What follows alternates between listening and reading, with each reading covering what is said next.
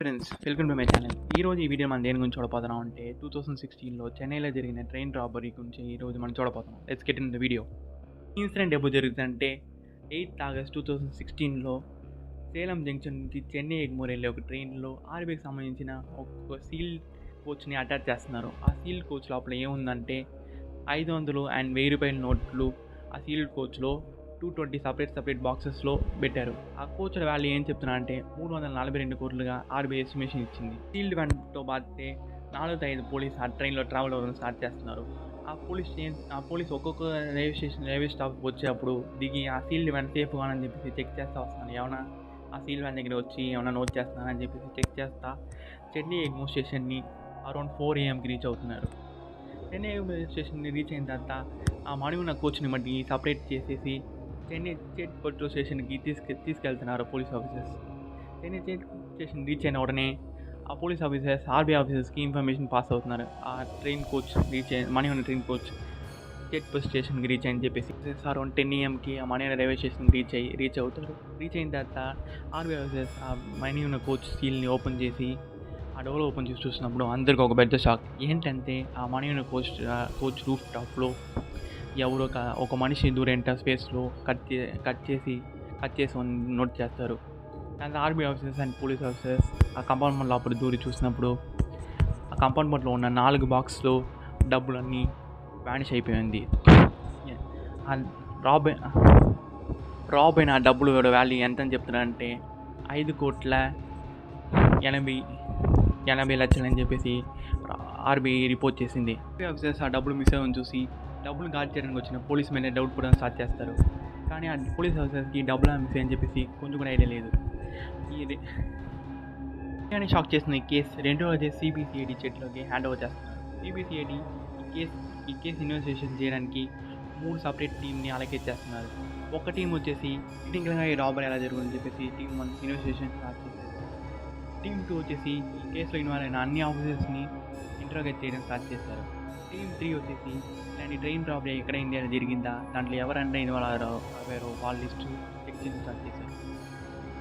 Police మోస్ట్గా ఈ robbery Chengalpattu railway స్టేషన్లోనో ఎగ్మోర్ రైల్వే స్టేషన్లోనో స్టేట్ కోస్ట్ రైల్వే స్టేషన్లో జరగడానికి చాలా పాసిబిలిటీస్ ఉందని చెప్పి అస్యూమ్ చేయడం స్టార్ట్ చేస్తారు. ఎందుకంటే ఈ 3 రైల్వే స్టేషన్లోనే ట్రైన్ చాలాసేపు ఆగని చెప్పేసి ఈ 3 రైల్వే స్టేషన్ CCTV ఫుటేజ్ని తీసి చెక్ చేయడం స్టార్ట్ చేస్తారు. ఈ police 3 railway station CCTV footage check చేసినప్పటికీ ఈ క్లూ దొరకలేదు. దాని మీద పోలీస్ ఈ కేసులో వేరైనా లీడ్ దొరుకుతుందని చెప్పేసి చెక్ చేయడం స్టార్ట్ చేస్తారు. అప్పుడే పోలీస్కి ఒక లీడ్ దొరుకుతుంది. ఏంటంటే సేలం నుంచి వీరాచలం రైల్వే స్టేషన్ వరకు ఆ ట్రైన్ వచ్చేసి డీజిల్ ఇంజిన్లో ఆపరేట్ అవుతుందని, దాని తర్వాత వీరాచలం రైల్వే స్టేషన్లో ఆ ట్రైన్ 1 hour హోల్డ్ చేసి ఆ ట్రైన్లో ఉన్న డీజిల్ ఇంజిన్ని డిస్కనెక్ట్ చేసి ఎలక్ట్రికల్ ఇదిని అటాచ్ చేస్తానని చెప్పేసి పోలీస్కి ఒక క్లూ దొరుకుతుంది. ఆ క్లూతో పోలీస్ వచ్చేసి వీరాచలం రైల్వే స్టేషన్ వెళ్ళి చెక్ చేయడం స్టార్ట్ చేస్తారు. వీరాచలం రైల్వే స్టేషన్ వెళ్ళి ఇన్వెస్టిగేషన్ చేసినప్పటికీ పోలీస్కి ఏ క్లూ దొరకలేదు. దాని తర్వాత పోలీస్ ఏం అస్యూమ్ చేయడం స్టార్ట్ చేస్తారంటే సేలం రైల్వే స్టేషన్లో ఆ డబ్బులు లోడ్ చేసేటప్పుడే ఆ రాబర్స్ ఆ కంపార్ట్మెంట్లో దూరుంటారని, దాని తర్వాత చెన్నై ఎగ్మోర్ స్టేషన్లో లేకపోతే జెట్పూర్ స్టేషన్లో ఆ ట్రైన్ హోల్డ్ అయినప్పుడు రాబర్స్ వచ్చేసి రూఫ్ టాప్ని కట్ చేసి ఆ డబ్బులతో ఎస్కేప్ అయ్యారని చెప్పేసి పోలీస్ అస్యూమ్ చేయడం స్టార్ట్ చేస్తారు. కానీ పోలీస్ అస్యూమ్ చేసిన ఏ థింగ్కి క్లూ లేనంత వల్ల ఈ కేసు 2 yearsగా ఇంప్రూవ్మెంట్ లేకుండా అలాగనే ఉండిపోతుంది. దాని తర్వాత పోలీస్ ఏం చేస్తారంటే నాసా దగ్గర సేలం నుంచి చెన్నై ఎగ్మోర్ వరకు ఉన్న శాటిలైట్ ఇమేజెస్ని రిక్వెస్ట్ చేసి అడుగుతారు. దానికి నాసా వచ్చేసి సేలం నుంచి చెన్నై వరకు ఉన్న శాటిలైట్ ఇమేజెస్ని పోలీస్కి ఇస్తారు. కానీ పోలీస్ వచ్చేసి ఆ శాటిలైట్ ఇమేజెస్లో ఏముంది చెప్పి ఇంతవరకు పబ్లిక్కి షేర్ చేయలేదు. కానీ ఆ శాటిలైట్ ఇమేజెస్ వచ్చేసి పోలీస్ స్టేషన్కి వచ్చినప్పటి నుంచి ఈ కేసుతో చాలా అన్సాల్వ్ థింగ్స్ వచ్చేసి సాల్వ్ అవ్వడం స్టార్ట్ అవుద్ది.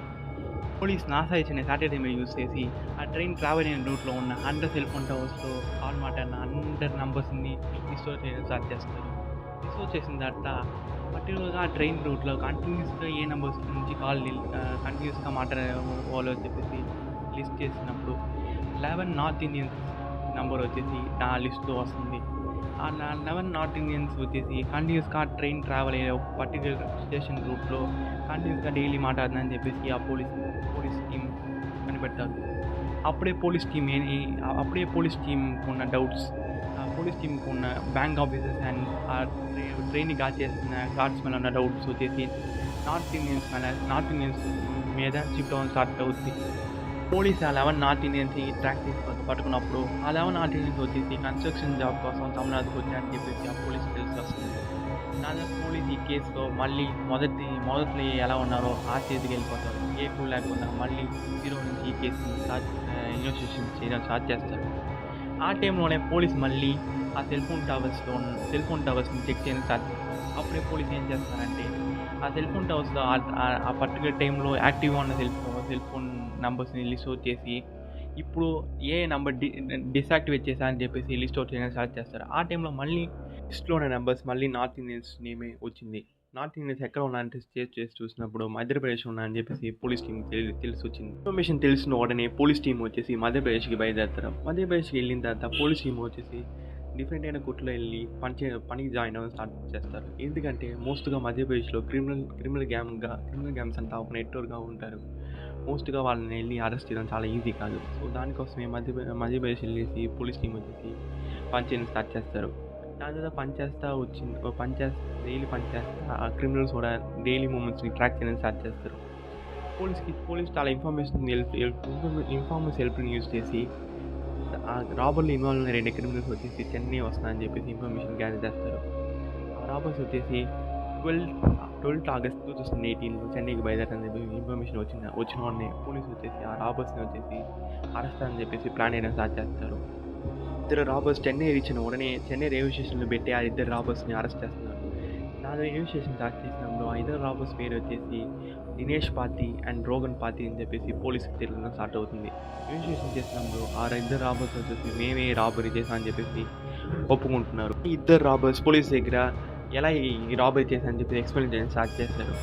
ఆ ఇద్దరు రాబర్స్ చెప్పిన విషయం ఏంటంటే ఇద్దరు రాబర్స్ పోలీస్ దగ్గర ఏం చెప్తున్నారంటే మేము మధ్యప్రదేశ్లో ఉన్న ఒక చిన్న గ్రామంలో ఉంటున్నాం అని చెప్పేసి గ్రామంలో అందరూ వచ్చేసి రాబరీ బిజినెస్ చేస్తారని చెప్పేసి పోలీసు ఆ గ్రామంలో టోటల్గా 6 to 7 ట్రైబ్స్గా స్ప్లిట్ అయ్యి డిఫరెంట్ రాబరీ మర్డర్స్ అలాంటి క్రైమ్స్లో ఇన్వాల్వ్ అవుతున్నారని చెప్పేసి పోలీసు చెప్తున్నారు. వాళ్ళు ఆ ఇద్దరు రాబర్స్ వచ్చేసి పార్టీ అనే ఒక ట్రైబ్లో ఉన్నట్టు ఆ ట్రైబ్లో ఏం చేస్తారంటే ట్రైన్లో దొంగతనం చేయడం హత్యలు చేయడం అదే ఆ ట్రైబ్ కూడా సిగ్నేచర్ ఇది అని చెప్పేసి పోలీసు చెప్తున్నారు. ఆ ట్రైబ్లో ఉన్న గ్యాంగ్ ఎలా ఈ ట్రైన్ రాబరీకి ప్లాన్ చేస్తారంటే మోస్ట్గా ట్రైబ్లో ఉన్న అందరూ రైల్వే స్టేషన్ పక్కనే చిన్న ట్రైన్స్ అలా తీసుకుని ఏసీ లీవ్ చేస్తూ వచ్చి ట్రైన్లో జరుగుతున్న ఒక్కొక్క మూమెంట్స్ని ట్రాక్ చేస్తూ వస్తారు. అలాంటి టైంలో సేలం పక్కన వాళ్ళ ట్రైబ్లో ఉన్న ఒక లేడీ వచ్చేసి Salem police and Salem railway department వచ్చేసి ఆ ట్రైన్లో ఆర్బీఐ డబ్బులు తీసుకెళ్ళిపోతుందని చెప్పేసి మాట్లాడి నోట్ చేసిన ఏం చేస్తుందంటే వాళ్ళ గ్యాంగ్ లీడర్కి ఈ ఇన్ఫర్మేషన్ పాస్ చేస్తుంది. దాంతో వాళ్ళ గ్యాంగ్ ఏం చెప్తున్నారంటే ఆ లేడీని ఆ పోలీసుని ఫాలో అయ్యి ఈ ట్రైన్లో డబ్బులు ఎప్పుడు తీసుకెళ్తానని చెప్పేసి కనిపెట్టమని చెప్తున్నారు.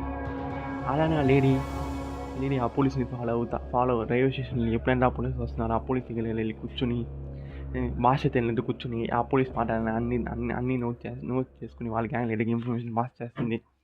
ఇలానే ఆ ట్రైన్లో చెన్నై ఆర్బీఐకి వెళ్ళి డబ్బులు 300 కోట్లు వెళ్తుందని చెప్పేసి తెలుసుకున్న ఆ గ్యాంగ్ లీడర్ దాన్ని రాప్ చేయాలని చెప్పేసి ప్లాన్ చేయడం స్టార్ట్ చేస్తున్నారు. ఆ గ్యాంగ్ టోటల్గా 5-6 ఉన్నట్టు ఆ ఇద్దరు రాబర్స్ చెప్పారు. రాబరీకి ప్లాన్ చేసిన వారి గ్యాంగ్ లీడర్ పేరంటే మోగత్ సింగ్. ఏం ప్లాన్ చేశారంటే ఆ ట్రైన్లో డైలీ 7 రోజులు కంటిన్యూస్గా ట్రావెల్ అయ్యి ఎక్కడెక్కడ రైల్వే స్టేషన్ ఆ ట్రైన్ వచ్చేసి సేలం టు చెన్నైలో ఆగుతుందని చెప్పేసి నోట్ చేయడం స్టార్ట్ చేస్తారు. నోట్ చేసి వచ్చినప్పుడు వాళ్ళకి ఒక ముఖ్యమైన ఇన్ఫర్మేషన్ తెలిసి వస్తుంది. సేలం టు వింధ్యాచలం రైల్వే స్టేషన్లో డీజిల్ ఇంజిన్ నుంచి ఎలక్ట్రికల్ ఇంజిన్కి ట్రైన్ మారుతా అని చెప్పేసి ఆ గ్యాంగ్కి తెలిసి వస్తుంది. ఎలక్ట్రికల్ ఇంజిన్ మార్చినప్పుడు ఆ ట్రైన్లో రాబరీ చేయడం చాలా కష్టం అని చెప్పేసి ఆ గ్యాంగ్కి తెలిసి వచ్చినప్పుడు ఏం ప్లాన్ వేస్తారంటే సేలం నుంచి వింధ్యాచలం వెళ్ళే రూట్లో చిన్నమల నుంచి వింధ్యాచలం వెళ్ళడానికి 45 minutes గ్యాప్ ఉన్నాయి. ఆ ట్రైన్ రన్నింగ్లో ఉన్నప్పుడు ఆ రాబరీ చేయని చెప్పేసి ఆ టీం ప్లాన్ వేసింది. ఏం చేశారంటే ఆ టీం వచ్చేసి చిన్నమల ట్రైన్ రీచ్ అయిన ఉన్నాయి ట్రైన్ లోపల ఎంటర్ అవుతున్నారు. తిరుమల నుంచి ట్రైన్ వచ్చేసి విజయవాడ మూవీ టైంలో ఏం చేస్తున్నానంటే ఆ ట్రైన్ పైన ఎక్కడ ఛార్జింగ్ చేస్తున్నాను. ఆ టీంకి చాలా తక్కువ టైం ఉంది ఆ టైంలో డబ్బు డ్రాప్ చేయండి 45 మినిట్స్ ఉంది. అలాంటి టైంలో ఆ టీం పైన ఎక్కేసి ఆ డబ్బులు కంపార్ట్మెంట్ పైన వెళ్ళి ట్రైన్ ఎప్పుడెప్పుడు అంటే హార్న్ కొట్టని చెప్పేసి ఆ టీం ఏదైనా ముందే నోట్ చేసి పెట్టారు. హార్న్ కొట్టేటప్పుడు అంట ఆ ట్రైన్ పైన నుంచి కట్ చేయని స్టార్ట్ చేస్తారు. కానీ కట్ చేసి ఫినిష్ చేసిన తర్వాత ట్రైన్ డబ్బులు వచ్చే లోపల ఇద్దరు రాబర్స్ మధ్యకి దూరి డబ్బులు ఎక్కడ ఉందని చెప్పేసి ఎత్తిగా స్టార్ట్ చేస్తున్నారు. ఎదిగినప్పుడు ఆ వుడెన్ బాక్స్ డబ్బులు వుడెన్ బాక్స్ చూసిన తర్వాత ఇద్దరు రాబర్స్ వచ్చేసి వాళ్ళ చేతిలో ఉన్న బ్యాగ్స్లో ఆ డబ్బులు ఫిల్ చేయడం స్టార్ట్ చేస్తారు. టోటల్గా 6 బ్యాగ్స్లో ఆ డబ్బులు ప్యాక్ చేసేసి విద్యార్థి రైల్వే స్టేషన్ వచ్చే ముందు ఒక ఓవర్ బ్రిడ్జ్ వస్తుంది. ఆ రాబర్స్ ముందే నోట్ చేసి పెట్టారు. ఆ ఓవర్ బ్రిడ్జ్ వచ్చినప్పుడు ఆ డబ్బుని ఆ ఓవర్ బ్రిడ్జ్ తీసేసేస్తారు. ముందే వాళ్ళ టీం మెంబర్స్ కొంతమందిని ఓవర్ బ్రిడ్జ్ దగ్గర వెయిట్ చేయమని ఆ రాబర్స్ ఇన్ఫార్మ్ చేసేసారు.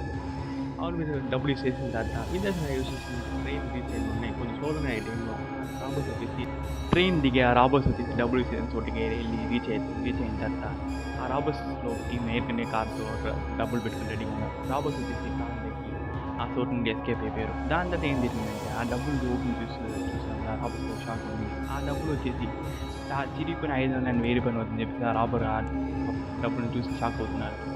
ఎందుకంటే ఆ డబ్బులు వచ్చేసి సేలం నుంచి ఆర్బీఐకి ఎందుకు తీసుకెళ్లారంటే అది ఏ కోట్లోని తీసుకుని చిరిగిపోయిన 500 and 1000 రూపాయలు వచ్చి చెప్పేసి ఆర్బీఐ ఆ నోట్స్ని కలెక్ట్ చేసి ఆర్బీఐ చెన్నైలో ఆ నోట్స్ని వచ్చేసి డిస్మాంటిల్ చేయాలని చెప్పేసి ఆ నోట్స్ని కలెక్ట్ చేశారు. దాని తర్వాత ఆ నోట్స్ దానివల్లే ఆర్బీఐ వచ్చేసి ఆ నోట్ సీరియల్ నెంబర్ని నోట్ చేయలేదు. దానివల్ల ఈ కేసు చాలా 2 సంవత్సరాలుగా సాల్వ్ చేయని కేసు అయింది. దాని తర్వాత రాబర్ ఏం చేశారంటే ఒక్కొక్క నోట్స్ని తీసుకెళ్లి బ్యాంక్లో డబ్బులు మార్చి యూస్ చేయడం స్టార్ట్ చేశారు. అలాంటి టైంలో 2018లో మోడీ ఏం చేశారంటే 500 and 1000 బీట్స్ నోట్స్ని బ్యాన్ చేశారు. అప్పుడు రాబర్స్ వచ్చేసి చాలా ప్యానిక్ అయిపోయి ఏం చేశారంటే ఉన్న నోట్స్ని ఎలాగైనా మార్చని చెప్పేసి ఒక్కొక్క బ్యాంక్కి వెళ్ళి ఆ డబ్బులు మార్చి పెట్టుకోవడం స్టార్ట్ చేశారు. అయినప్పటికీ ఆ రాబర్స్ దగ్గర ఎక్స్ట్రాగా 2 కోట్లు ఉండింది. రాబర్స్ ఆ 2 కోట్లు ఏం చేశారని చెప్పారంటే ఆ 2 కోట్లని పెట్రోల్ పోసి తాగబెట్టేశారని చెప్పేసి ఆ రాబర్స్ వచ్చి స్టేట్మెంట్ ఇచ్చారు.